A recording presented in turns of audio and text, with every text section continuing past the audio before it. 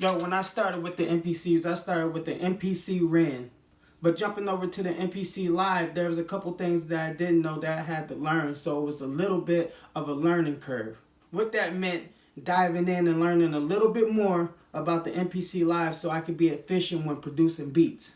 So with that said, I'm going to share with you guys 3 things that I wish that I knew when I started with the NPC Live. Let's get it. Mini clip.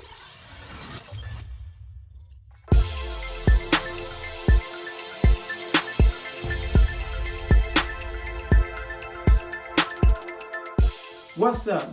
This is the King Go Caesar bringing you unboxings, gear reviews, and tutorials just like this one. So if you're new here, please consider subscribing. And I don't want anybody to just flip out. All I want to know is who's coming with me. On the way to hitting that bell notification button so YouTube lets you know when my videos pop up. Without further ado, let's dive into the content. Boom, boom.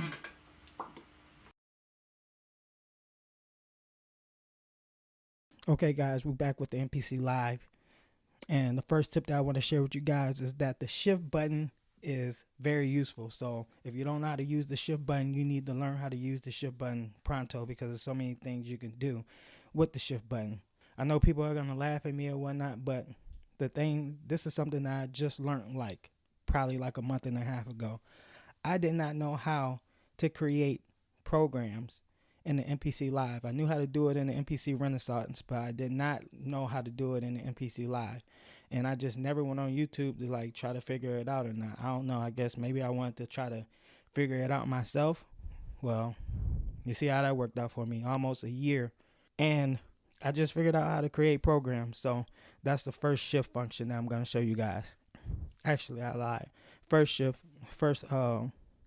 we're going to do is we're going to get a sample. So first thing that you can do is, instead of going to menu and then browse, let's go back. Let's go shift menu. So if you use shift and the menu key, that'll take you straight to the browse section. So I'm going to go into Splice, find a keyboard. All right, I like that one. What I'm going to do is I'm going to load that. Pick pad 1 and load that up. All right, so now we go back to the main menu. I got that. But now we got our sample. So now we're going to go into the menu and we're going to go into sample edit, and we're going to chop this up. So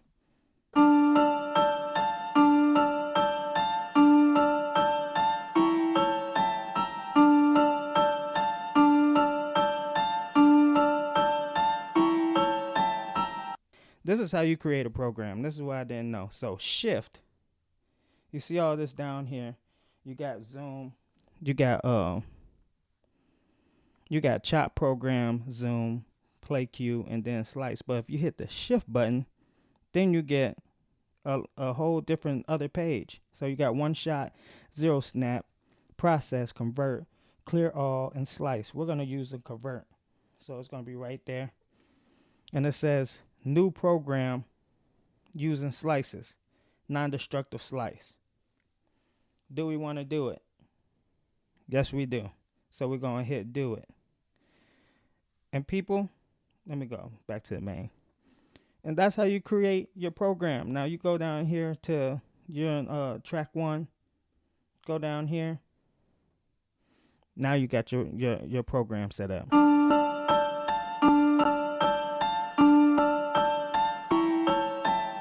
The next shift function is like undo and redo. So let's just go, and I'm gonna go pull up a drum track. All right, and we got it at 2 bars. So I'm just gonna do a loop.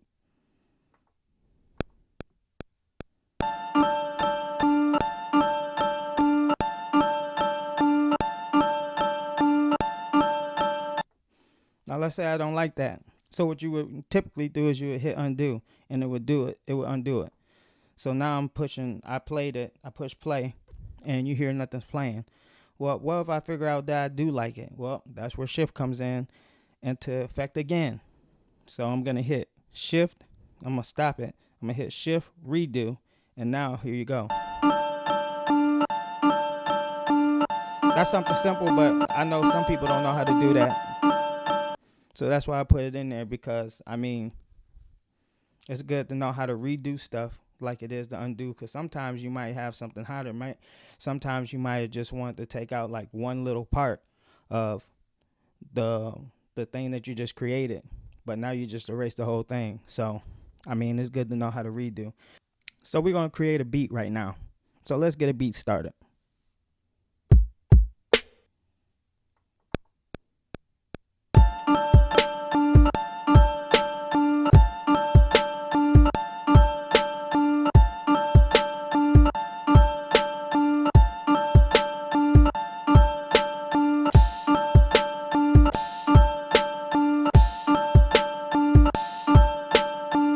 So now with the hi-hats, we're going to use the time signatures or note repeat. So to latch it, we're going to hit shift and then note repeat.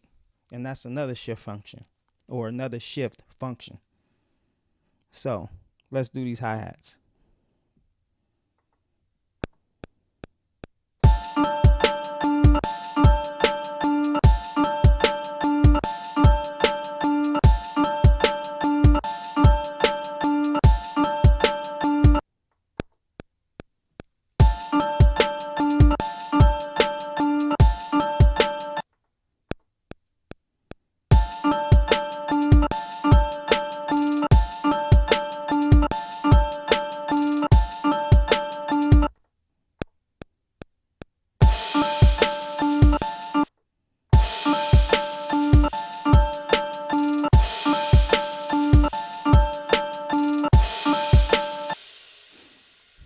Now see, that's too quick.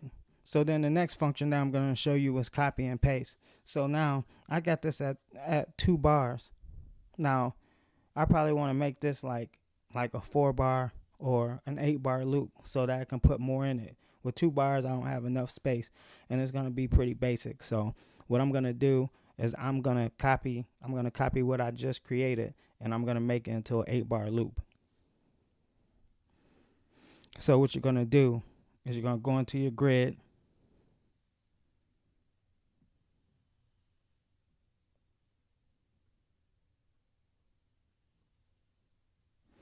You see all that?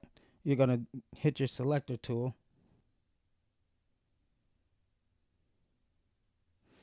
Once you have it all selected, then you're going to hit shift. You're going to hit shift, and now a whole another set of parameters come up. So you got TC, which is time correct, cut, copy, paste, mute, and solo. So in this case, we're going to copy. So I just copied that. Now the next thing we need to do is we need to make sure that our light is on number 4. And now we're going to change this to 8 bars. So if you want to learn how to do some Q leak stuff, I can do a video on that. But basically, you go to number 4, and the second one down controls how many bars you're working with. So I want to do 8 bars. So now you see I cut it down. Now, if I go back to hit the Q link till it hits number 1 again, the playhead where I can move it is right here. So I hope you guys see that. So that's number 2, Q link number 1 with the light, and then the second Q link down. So now that I got it right there, I'm just going to shift, paste. Now you see how I did that? Now I'm going to go back down. I'm going to go down here, and I'm going to shift, paste again, and I'm going to do that until I have 8 bars. Shift, paste. So now I got to do the same thing for number 1. So I'm going to go in here,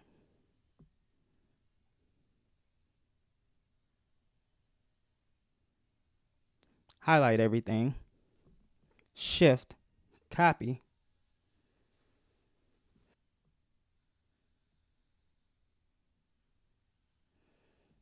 shift, paste.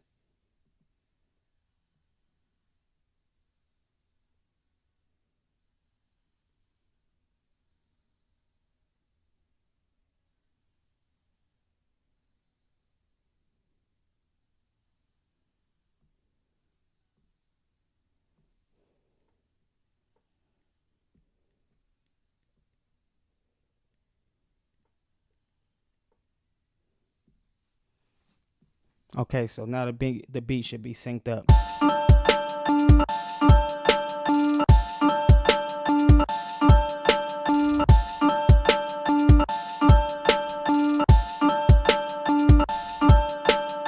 Now let's add some more to this beat. Now that we got it up.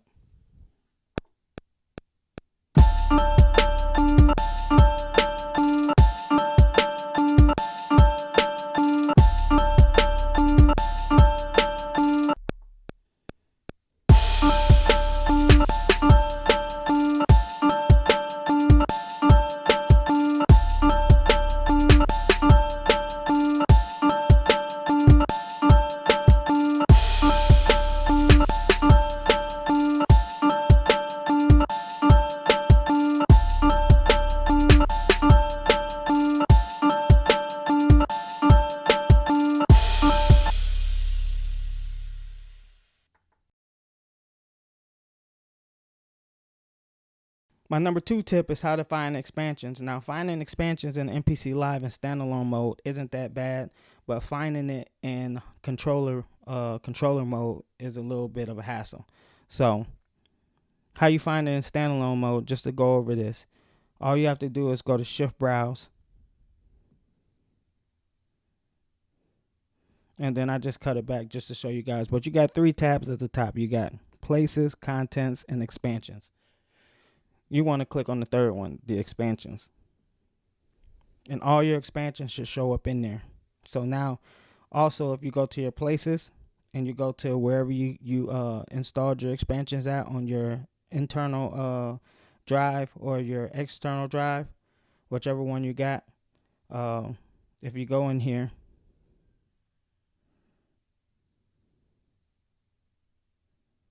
then at the top right here, I don't know if you can see it, but it says expansions. Let me see if I can zoom up on that.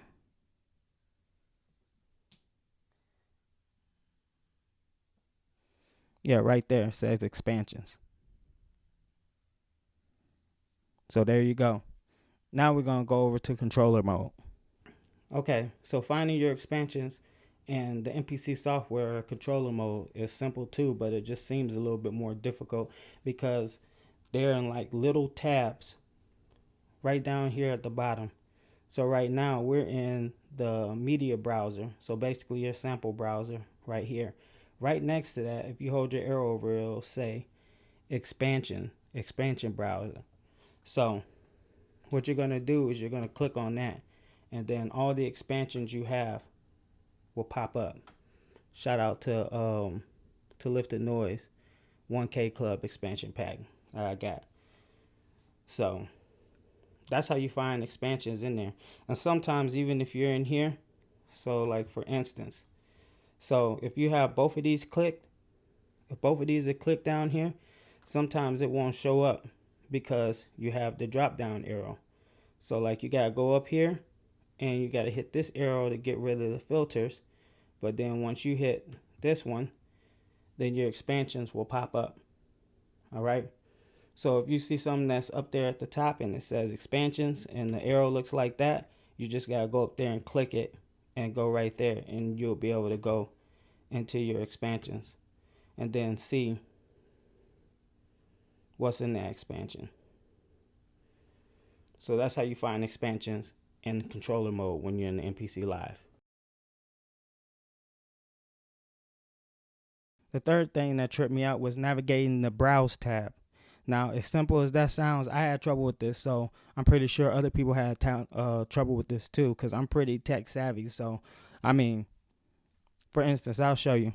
So now we're in the browse tab right here where we were looking at the expansions, and I want to click in here, and now I'm in one of my drum kit packs or whatever, and I'm looking around. All right, so now I want to get out of here because I done found what I want. I done loaded it. What I used to do is I used to have to come out here, click that, and then click back into that, or click back into there, and like see, it brought me right back to that. So I didn't know how to get off of that. So maybe I would have to hit menu, and then I would go to browse again, and yeah, I would have to go to internal, and then like right here, Now I would be able to Midi clip. now I would have to now I would be able to browse my folders again. I didn't know how to go back. So with that being said, this is how you do it. This is how simple it is. You go into the beat pack. Now you're in there, you're messing around, you know, find what you want or whatnot. Bam, right up here at the top where it tells you where you're at, you just hit that folder. And bam, it'll bring you right back to where you were. Right back to where you were. It's so simple, but I didn't know it. So I hope that helps somebody out because I mean I didn't know. Another thing in the browse tab was actually assigning samples. So like there was sometimes that I would pull up more than one like pack and I would want to use like different samples from different packs and like make a new pack or switch up the samples and stuff. I didn't know how to do that. Well, if you look down here when you're in browse, you'll see down here it says browse, but there's also another tab and it says sample assign. So what you do is you click on that sample assign and there goes all the samples you have right now. So there goes our main sample that we just chopped up, and then there goes my king kick that I have in there. All right. So let's say I wanted to change this. Now I can just click on one of these. That's what that one sounds like right now. But if I wanted to be this hat right here, I would just go down to this hat and then I would push in the knob. So pushing the knob right here. Now that's a hat. And on here it's a hat. So when you go back to your main, now you got a hat. I did not know how to do that. So simple. These are just simple things. They're like beginner tips, but at the same time, like I've been doing this for a while and these are some of the things that I didn't know. So hopefully this helps somebody, like, you know what I'm saying, out with there, because this has definitely sped up my workflow. Honestly, these 3 things have sped up my workflow tremendously. So there you go, guys. 3 tips that I wish that I knew when I picked up the MPC Live. I hope this video was helpful. Let me know down in the comments below if this is going to help your MPC workflow. And if you like this video, don't forget to smash the like button for the YouTube algorithm. That's it for this video, guys. If you guys want to follow me anywhere else other than YouTube, there's links in the description where you can find my social media, so check it out. Other than that, you guys have a blessed day. Old Caesar is out of this thing. This